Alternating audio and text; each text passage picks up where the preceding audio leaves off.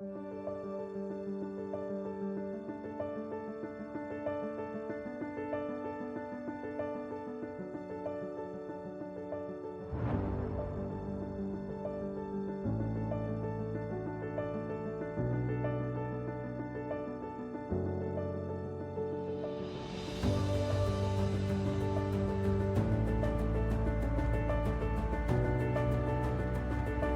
guys, we're back and we're doing groundwork with my big horse Kodiak today. It's this beautiful day in November, but I talked about different reasons I would do groundwork, and one of the things that I'm going to teach you today is just because it helps increase flexibility in my horse's haunches, and so we're going to teach him the idea of how to do haunches in.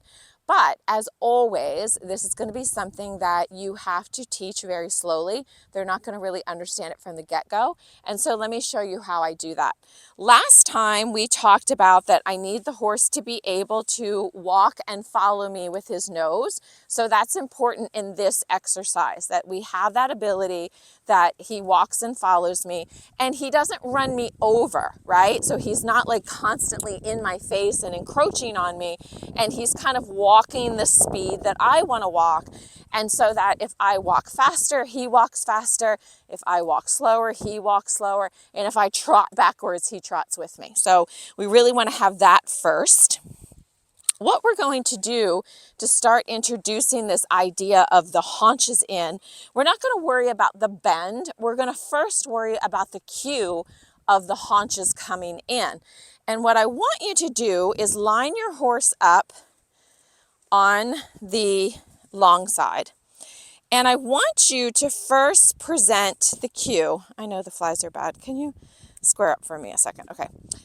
Yeah, good. Hey, what are you doing?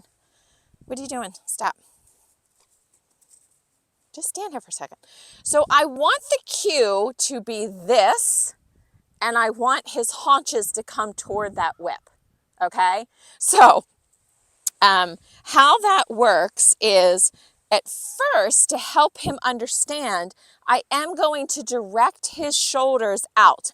And see how he turned his butt in. He already knows this, okay? So it's a little bit, he's offering it.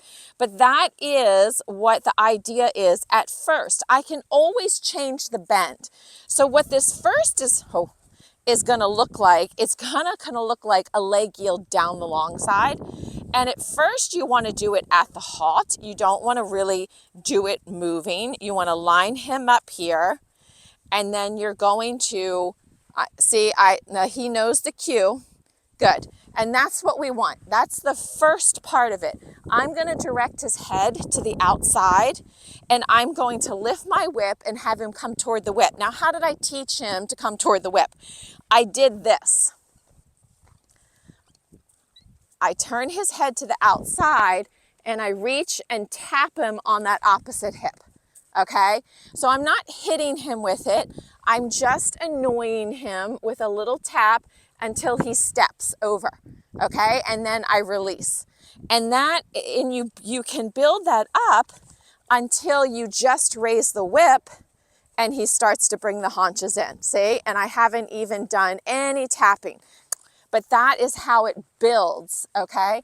Once you have that really, really, really consistent, then you can start to change the bend. Then you can direct the nose in. But at first, you don't want to direct the nose in because that's more complicated, right? Just like in the training scale. We first teach the horse to leg yield. Then we teach them to shoulder in, right? Then we teach them to haunches in, which is like this. Okay, so once we get to where we feel like he understands the idea of bringing the haunches in, see, he's got the bend in the lower half of his body to the inside, then we can ask with the bend with the lightness to his nose. Okay, so let me do that. Let's see, we did that to haunches into the left. Let's go haunches into the right. And that's really the basics. So you got to first start at the halt and get the idea of they know, well, you got to first start that they'll follow you. Then you got to start with the idea at the halt, lined up on the fence, that they can actually bring their haunches to the inside. Ho, ho. So we'll demonstrate that again. So I'm going to slightly turn his nose out. Good. And I just want one step. That's it. That's all you want in the beginning. No, you can't graze over there. Come on. And then you turn that into where you're walking and you raise the whip and you bring the haunches. And if he doesn't bring it enough, yeah, then I just lightly touch him, right? And then you want to get where you can build duration down the long side, okay? Once you get that really consistent, then you can change the bend. So let's see what that looks like, because I actually haven't ever tried to change the bend with him. And so we're going to see what happens if I change the bend. And you'll notice that I won't ask for a lot of steps. So I will do the setup as I know. I'm going to shorten my line here a little bit. Okay, so I'm going to direct him to the outside, raise the whip. Now I'm just going to see. Yeah, a little harder. Come on. Leg, get the good, yes. Good. Good job. So he could use a little more bend in the neck, but that's okay. That was a really, really good first couple steps. So let's try it the other direction. And you notice, if you noticed, once I brought the bend to the inside, how much better he organized his body. So I want you to notice that. He kind of went from, ho hum, yeah, my haunches come in, to he like picked himself up a little bit. Okay, notice that, because that's the benefit of these exercises, is that you start to get this organization of the body. Okay, so we're going to direct his nose out. We're going to ask for the haunches to come in. Now I'm going to ask, no, good, good. And we're just going to do a couple steps like that. So at first it might only just feel like the head and neck go from pointing out to going straight. That's fine. And then you could have a slight flexion to the inside. That's the pieces of how you do that.